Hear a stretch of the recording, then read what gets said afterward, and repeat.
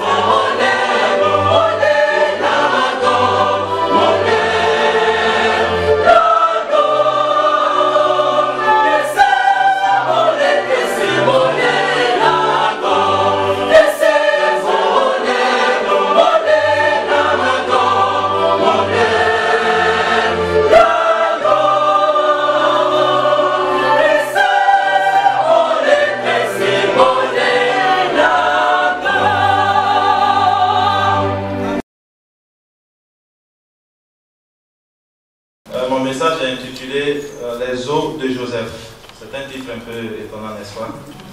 Mais ce message s'adresse à nous aujourd'hui, surtout nos frères et sœurs qui se sont récemment fait baptiser, pour leur prévenir que leur marche avec le Seigneur ne serait pas de tout repos. Ils seront éprouvés ça et là dans leur foi et leur fidélité envers leur Dieu, parce qu'ils devront mettre en pratique des nouveaux principes de vie qui devront désormais être leur carte d'identité. Oui, mes frères et sœurs, s'en tenir au principe à un prix, mais la fidélité envers Dieu a des retombées qui vont bien au-delà de ce que nous pouvons imaginer. Prions. Père éternel des armées, Dieu trois fois saint, merci encore pour cette opportunité que tu nous donnes d'être ici. J'aimerais que tu prédisposes nos cœurs à pouvoir recevoir ton message, le message que tu as pour nous ce matin. Que ton Esprit Saint plane dans cette salle, afin que tout esprit qui ne te glorifie pas soit poussé hors d'ici au nom de Jésus. Permets que nous puissions sortir d'ici, éduqués et renouvelés dans notre foi au nom de Jésus. Amen. Amen. Aujourd'hui, nous allons parler de la liberté religieuse, que cette liberté que nous avons d'adorer librement, que cette liberté que nous avons d'exercer des nouveaux principes que nous avons, que nous venons d'apprendre. La liberté religieuse n'est pas seulement un principe en soi, mais est intégralement liée à notre allégeance au Créateur et Seigneur de toutes choses. La liberté religieuse est prouvée dans les actions. Elle est prouvée par les actions de ceux qui honorent le grand évangile de la liberté. Comme l'apôtre Paul le dit, ils sont prêts à se lever, s'exprimer, rester fidèles, quelles que soient les circonstances, et même lorsque le ciel leur tombe sur la tête. Pour commencer, je vais vous donner le témoignage d'une jeune femme adventiste. C'est une histoire qui s'est passée aux États-Unis. Et cette jeune femme s'appelle Kimberly Crider. C'est une jeune femme mariée qui a un enfant de 8 ans. Elle a eu une brillante expérience avec le corps de la paix américain. Et quand elle a postulé pour un emploi au bureau des étudiants étrangers de l'Université de Tennessee, ça c'est un État américain, cela lui a semblé être le travail idéal parce qu'elle a rapidement été acceptée par ses collègues. Mais une semaine plus tard, on l'informe qu'elle doit avoir son téléphone sur elle les week-ends ou être disponible à répondre aux appels. Pourtant, cela n'avait jamais été mentionné auparavant. Et ça a donc automatiquement créé un conflit avec ses convictions les plus profondes sur l'observation du sabbat. Parce que le principe, il est simple. Nous savons tous qu'il est écrit que nous ne ferons aucun ouvrage le jour du sabbat. Mais souvent, fort est de constater que même nous, à l'église, en plein culte, on garde nos téléphones ouverts le sabbat. Et lorsque nos patrons appellent, on sort là pour répondre. C'est aussi une façon de travailler à distance, ce qui est contre les principes pour lesquels nous avons prêté serment ici avant de se faire baptiser. C'était donc une chose difficile pour Kimberly. En fait, ses collègues la couvraient. Ils l'aidaient à répondre aux appels les week-ends, ce qui n'était pas permis.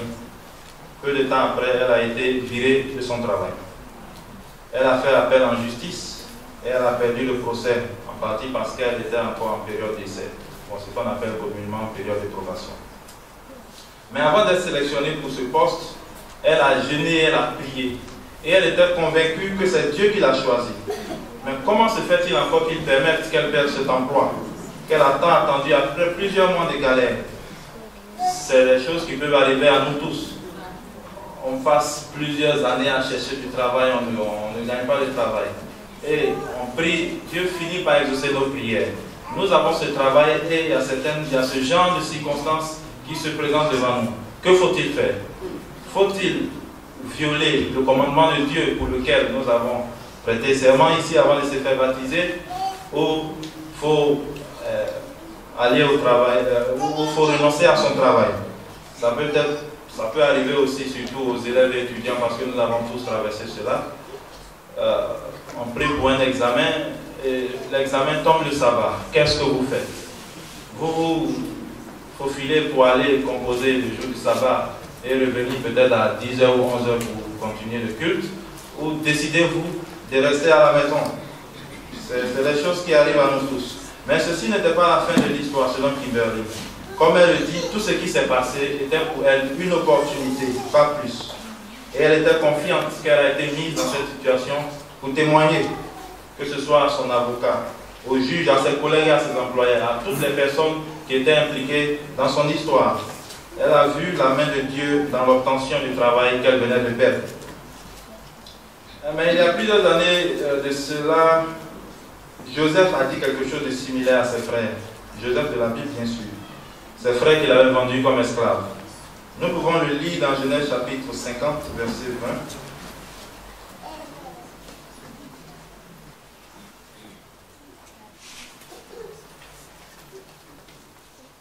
Genèse chapitre 50, verset 20. Vous aviez médité de me faire du mal.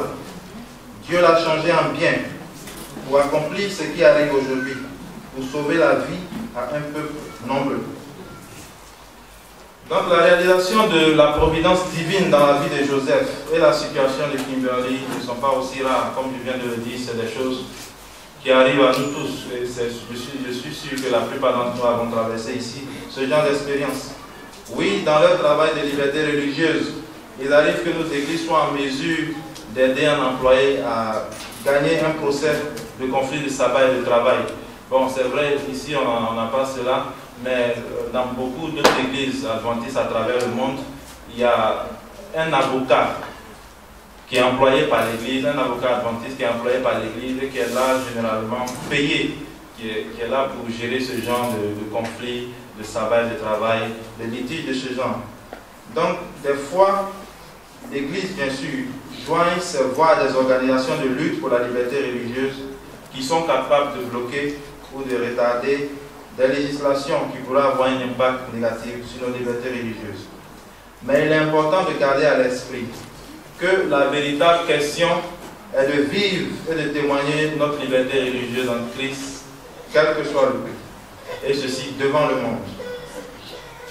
Au fil des années, ceux qui ont été éprouvés ont vu cela et rendent la gloire à Dieu pour les persécutions qu'ils ou elles ont expérimentées.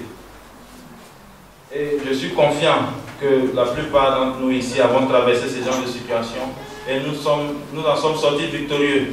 Et ce sont ces choses qui ont contribué à consolider notre foi et aussi à transmettre cette foi aux frères et sœurs qui vacillent un peu dans l'heure.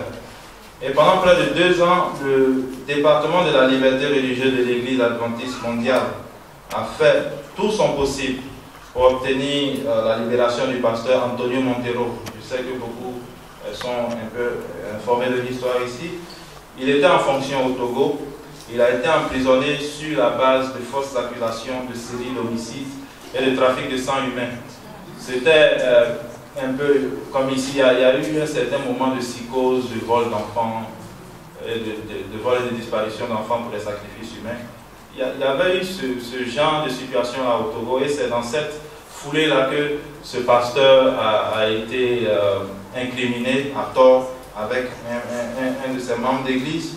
L'accusation était bizarre, bien sûr, et cela a créé une propagande de diffamation contre l'église adventiste du 7e jour au Togo. Les gens ne faisaient que confirmer leurs erreurs que l'église adventiste est une secte. Ils sont impliqués dans les trafics de sang, le trafic d'enfants, ou des rituels sataniques, ainsi de suite. Donc c'était vraiment une calomnie envers notre église, envers le pasteur et sa foi. Les mois se sont prolongés en années pour notre pasteur pendant qu'il languissait en prison, sans aucune indication sur la date à laquelle son procès pourrait avoir lieu. Il était emprisonné dans des conditions hygiéniques et sécuritaires dégoûtantes. Nous connaissons tous nos prisons. La prison était gardée de l'extérieur, mais à l'intérieur, les prisonniers étaient maîtres d'eux-mêmes. La seule nourriture qu'ils pouvaient s'offrir était ce que les parents étaient en mesure de faire passer par les gardes. Et ça encore, c'est pas trop sûr, parce que si le garde a faim, c'est lui qui va manger de la nourriture. Donc, nous pouvons imaginer la vie, que la vie du pasteur était constamment en danger durant son emprisonnement.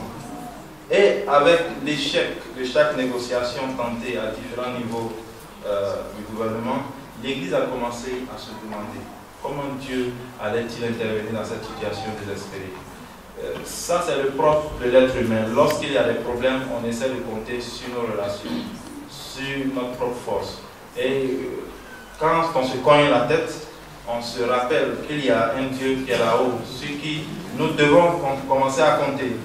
Et donc l'Église a commencé à se demander dans cette situation, après près de 2 ans, sans succès, comment Dieu allait intervenir. Au début de l'année 2014, après 22 mois de détention, le pasteur Montero a été libéré. Je me souviens, je ne sais pas si certains d'entre vous y étaient, c'était le 11 janvier 2014, il y a eu une veillée de prière à Makori. Je ne sais pas si vous y étiez. Je me souviens que je voyais le pasteur Goncanou, l'ancien président de la fédération, qui, après une série de prières, était au téléphone pour nous donner le verdict du jugement du pasteur qui se tenait au Togo. Et lorsqu'il est venu, c'était un peu après 0 heure, lorsqu'il est venu, il dit qu'il est au téléphone avec les gens, il a 2 nouvelles à donner. Il y a une bonne nouvelle et il y a une mauvaise nouvelle. Et il a commencé par la bonne nouvelle. Et la bonne nouvelle qu'il a donnée, c'était que le pasteur Montero avait été libéré. On a tous exulté de joie. Et le témoignage contre lui a donc été retiré et il a été déclaré innocent. Et à tout le monde, le pasteur Montero racontait toujours la même chose. Dieu a permis cela pour son bien. Il a déclaré à de nombreuses occasions qu'il sentait qu'il avait été choisi pour témoigner pendant cette épreuve dans cette prison. Toutefois, il y a une zone d'ombre dans cette histoire. J'ai parlé de 2 nouvelles, la bonne et la mauvaise. La mauvaise, c'est qu'il y a un autre frère, un ancien d'église, celui avec qui il a été incriminé, Bruno Amar. Il était employé de Togo Cellulaire lui, il a été condamné à perpétuité. Donc je pense qu'il est toujours en prison. Et il reste à voir comment le plan de Dieu va se révéler. Mais c'est sûr que sa présence réconfortante est aussi à la portée de notre frère, comme c'était le cas pour nos modèles bibliques, Daniel dans la fosse au lion, Daniel et ses amis, Joseph et Paul. Nous avons beaucoup d'exemples dans la Bible. Selon le récit biblique, Joseph avait 30 ans lorsqu'il a commencé à servir Pharaon. Il eut 7 années d'abondance et 7 autres années de famine. Il avait 39 ans lorsque ses frères se sont présentés à lui en Égypte, à la recherche de vivre ou survivre la famine. Le récit de Joseph nous montre la transformation d'un jeune entêté dans ses principes en un homme ayant atteint l'âge adulte, un homme de sagesse et de fidélité éprouvée. Comment Joseph a-t-il pu résister toutes ces années? Comment a-t-il pu surmonter la haine de ses frères aînés qui ont cherché à le tuer et au lieu de cela l'ont vendu comme esclave? Comment Joseph a-t-il pu garder son intégrité dans la maison de Potiphar, l'officier militaire? Comment a-t-il su garder espoir durant ces 2 années en prison? Comment pouvait-il être sûr que c'était son rêve qui s'est réalisé et non le hasard qui a amené ses frères en son pouvoir après de nombreuses années? Parce que je vous assure ici, ce n'est pas facile. Même moi, je ne souhaite pas, après avoir passé ce nombre d'années là en prison, tu vas forcément sortir gris. Tu auras un peu un esprit revanchard. Mais ce n'était pas le cas pour Joseph. Et en plus, comment aurait-il pu être aussi certain que c'était le Dieu de ses pères qui lui parlait en rêve et qui lui instruisait, bien que sa femme soit la fille d'un grand prêtre égyptien? Imaginez un peu l'Égypte antique. Même aujourd'hui, tout ce que vous entendez comme société secrète, la source est en Égypte. Ils sont les premiers au monde en tout ce qui concerne le mysticisme. Et Joseph, étant dans cette société égyptienne, a marié la fille d'un grand prêtre égyptien, on peut dire un grand magicien et un grand occulte égyptien. Bien vrai qu'il y a eu ce choc et ce brassage de foi, comment Joseph s'est-il rendu compte que ce qui s'est passé était la réalisation de ses rêves? Il aurait pu penser que ça a été peut-être une inspiration du Dieu des Égyptiens, mais par sa foi et par sa fidélité, il a su que ce qui arrivait était la réalisation des rêves que Dieu lui avait montrés un peu plus tôt dans sa jeunesse.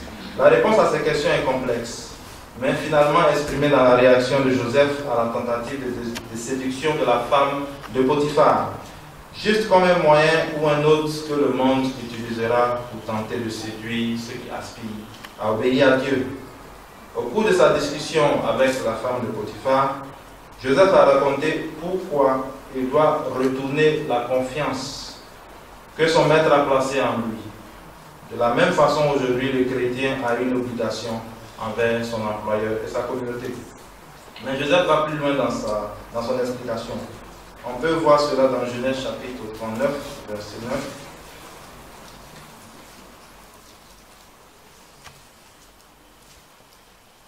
Genèse chapitre 39, verset 9. Je lis. Il n'est pas plus grand que moi dans cette maison. Il ne m'a rien interdit, excepté toi, parce que tu es sa femme. Comment ferais-je un aussi grand mal et pécherais-je contre Dieu? Vous voyez, Joseph ne s'est pas limité seulement au tort qu'il aurait pu faire, au tort qu'il aurait pu causer à la femme de Potiphar, mais il a regardé plus loin. Il a regardé à Dieu. Parce que nous ne devons pas craindre les hommes. Tout ce que nous faisons, ce n'est pas pour les hommes. On ne va pas faire semblant de ne pas pécher ou de ne pas vaquer à une certaine occupation le jour du sabbat à cause d'un frère ou d'un ancien.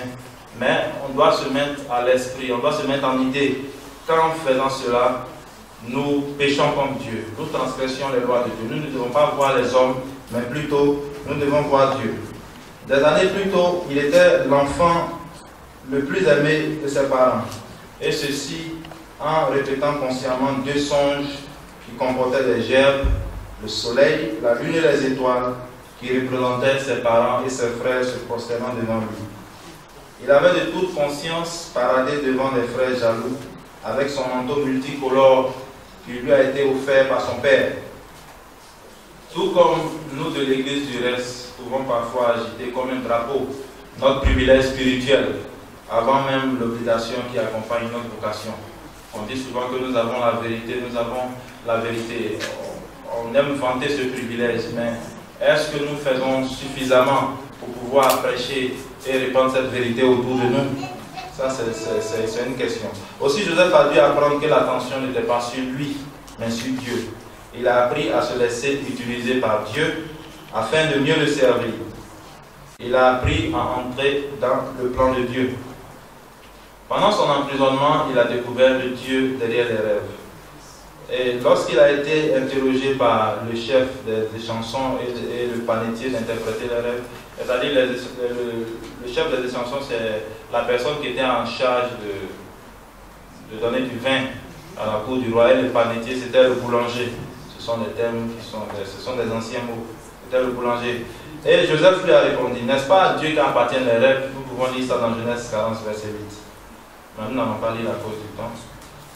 Comme Pasteur Montero et beaucoup d'autres, Joseph s'était rendu compte que Dieu était le centre des rêves par lui-même. Cette prise de conscience est révélée 9 ans plus tard, lorsque ses frères coupables se prosternent devant lui. Il s'est contenu et il a pleuré derrière les rideaux, où personne ne pouvait le voir. En ce moment, il a senti qu'il n'était qu'une petite partie d'une histoire plus grande, celle d'entrer dans la vision ou le plan de Dieu pour sauver un peuple. Donc au lieu d'être revanchard, au lieu de se venger de ses frères après les avoir vus, il s'est automatiquement rappelé de ses rêves. Et il a dit que non, tout ce qui se passe est le plan de Dieu. Et je dois entrer dans ce plan. Je ne dois pas me venger de mes rêves. Et même lorsque Joseph expliquait les rêves de Pharaon, ses réponses nous montrent clairement que de son fort intérieur, il était au courant des voies de Dieu. Parce qu'il utilise des expressions comme Dieu a révélé à Pharaon, Dieu a montré à Pharaon, ou bien des expressions comme la chose est arrêtée de la part de Dieu et que Dieu se hâtera de l'exécuter. Nous pouvons lire ça dans le chapitre 41 de Genèse. Le temps que Joseph a passé en prison l'a rendu spirituellement mûr. En défendant la liberté religieuse, nous ne devons pas tomber dans l'erreur de penser que la lutte est pour nous. Nous ne pouvons pas échapper à l'obligation de témoigner dans des situations difficiles. Il nous dit dans Témoignage pour l'Église au volume chapitre 5, page 81, il n'est pas loin le temps où chaque âme sera testée. La bête sévira ceux qui ont petit à petit cédé aux demandes du monde et se sont conformés aux coutumes mondaines, préféreront faire allégeance au pouvoir en place, plutôt que se soumettre à la dérision, l'insulte, les menaces, l'emprisonnement et la mort. On aura à faire le choix entre les commandements de Dieu et les commandements des hommes. C'est durant cette période que la bonne herbe sera séparée de l'ivraie. Si maintenant que tout, je peux dire que tout va bien, nous n'arrivons pas à supporter les épreuves de foi qui sont placées devant nous, qu'en est-il des derniers temps qui seront encore plus mauvais, ou même si tu as des milliards en banque, tu ne pourras pas toucher parce que tu n'as pas la marque de la bête, ou tu ne pourras ni acheter ni vendre, et même tu seras même exproprié de ces terres. Quand sera-t-il de ces moments? Si nous n'avons pas suffisamment de force et de foi de supporter les épreuves aujourd'hui, il est clair qu'au dernier moment, pour ne pas souffrir, nous allons forcément faire allégeance au monde. Où Joseph a-t-il donc appris à avoir confiance en Dieu? Il avait eu l'avantage d'avoir une éducation pieuse. C'est pourquoi il est très important pour nos parents d'éduquer nos enfants, comme il est écrit dans la Bible, selon les voies du Seigneur, dans leur très bas âge, de sorte que lorsqu'ils seront grands, qu'ils ne s'en détournent point. Joseph était aussi aimé par son père, peut-être un peu trop, ce qui a causé la jalousie de ses frères. Mais il connaissait sûrement par cœur l'histoire des relations de Dieu avec ses ancêtres. D'une certaine manière, Joseph était, comme beaucoup d'entre nous, des individus qui sont nés dans l'Église. Nous connaissons notre histoire, on connaît l'histoire de l'Église, on connaît l'origine de l'Église adventiste, les pionniers de cette Église. Nous savons que Dieu nous a parlé ces derniers jours par des rêves et des visions. Nous nous sentons spéciaux parce que nous avons la vérité et nous communiquons cela souvent aux autres. Mais sommes-nous prêts lorsque c'est notre tour d'être dans une situation délicate? Parce que je vous assure, il est très facile de dire à un frère que le Seigneur est au contrôle. Mais si c'est ton tour, que ferais-tu? Parce que ce sont des situations très, très, très dures à supporter.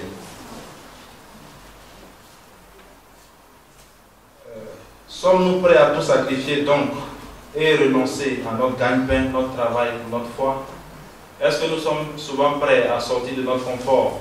Vous avez un boulot très bien rémunéré aujourd'hui, des personnes à votre charge. Est-ce que pour le sabbat, ou non pas seulement pour le sabbat, pour rester en accord avec les principes de Dieu? Ça peut ne pas être seulement pour le sabbat. Vous pouvez être à un poste très sensible. Prenons l'exemple d'un magasinier ou de la logistique, et votre patron hiérarchique veut vous mouiller dans un gombo et vous dites non. C'est courant ici, dans les services, les gens s'entretuent pour ce genre de choses. Est-ce que vous êtes prêts à renoncer à votre travail, à sortir de votre confort, renoncer à votre gagne-pain pour la foi, même si cela nous prive de notre liberté? Est-ce que nous sommes prêts à nous tenir devant les autorités pour leur expliquer ce que notre foi signifie? Ça, c'est une question aussi. La sœur Hélène White nous dit encore, dans Revue mondiale adventiste, c'est un numéro qui est sorti le 18 décembre 1888, même si Dieu a parlé par moi, le temps viendra où nous serons portés devant des conseils et devant des milliers pour l'amour de son nom. Et chacun devra donner la raison de sa foi. Chacun devra justifier pourquoi vous gardez les commandements de Dieu, pourquoi vous êtes appelés enfants de Dieu, ou pourquoi vous êtes adventistes. Alors viendra la critique la plus sévère sur chaque position qui a été prise pour la vérité. Nous avons besoin donc d'étudier la parole de Dieu, afin que nous puissions savoir pourquoi nous croyons aux doctrines que nous défendons. Où Joseph a-t-il appris sa foi? Était-ce les moments désespérés dans la citerne, avant qu'il ne soit vendu aux commerçants ismaélites? Peut-être pas.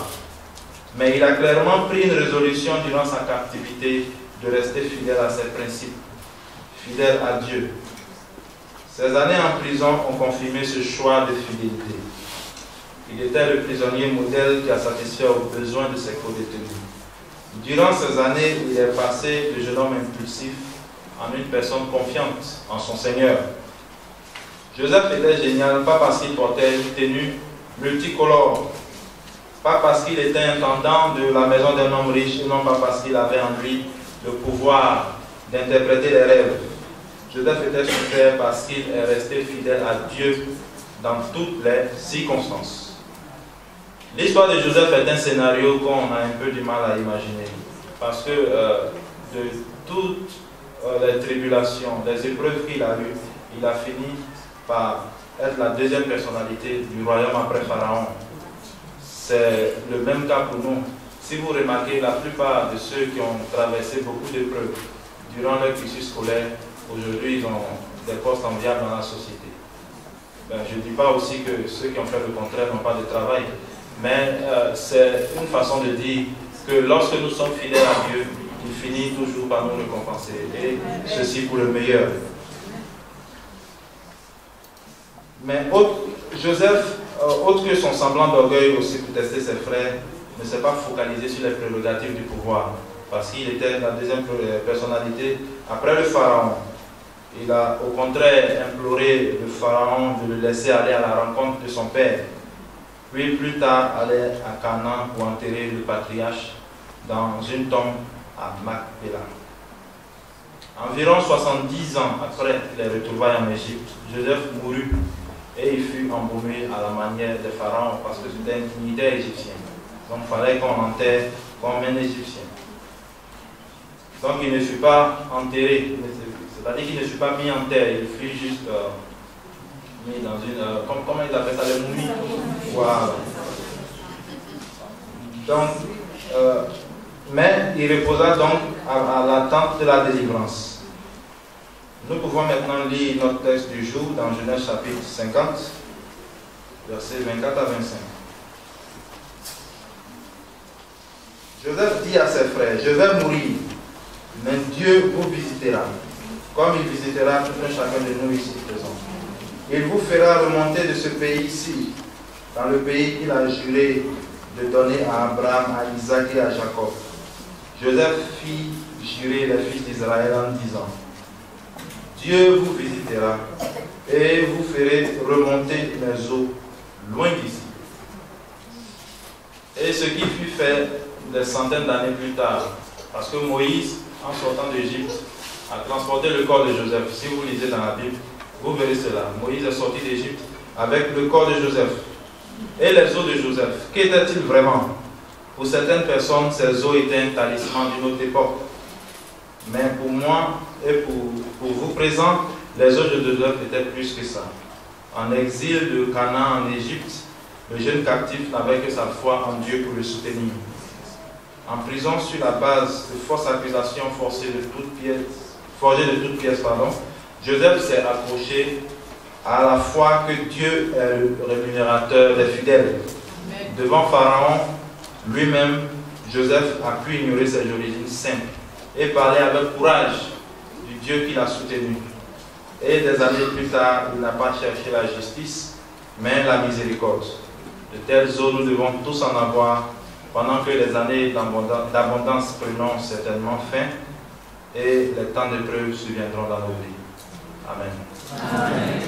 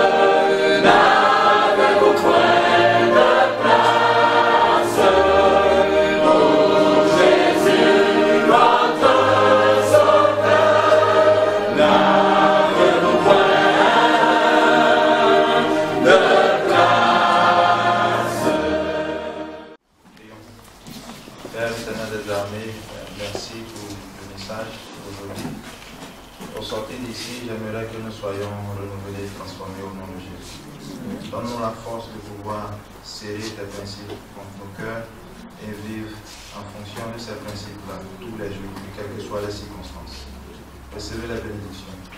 Vous serez bénis dans la ville et vous serez bénis dans les champs. Le fruit de vos entrailles et le fruit de vos sols, le fruit de vos troupeaux, les portées de vos gros et de vos bénis de taille, toutes ces choses seront bénies. Vos corbeilles et vos riches seront bénis. Vous serez bénis à votre arrivée et vous serez bénis à votre départ. L'Éternel vous donnera la victoire sur vos ennemis qui se lèveront contre vous. Ils sortiront contre vous par un seul chemin, mais ils s'enfuiront devant vous par 7 chemins. L'Éternel ordonnera à la bénédiction d'être avec vous dans vos greniers et dans toutes vos entreprises. Il vous bénira dans le pays que l'Éternel, votre Dieu, vous donne. Vous serez pour l'Éternel un peuple saint, comme il a juré, lorsque vous observerez les commandements de l'Éternel.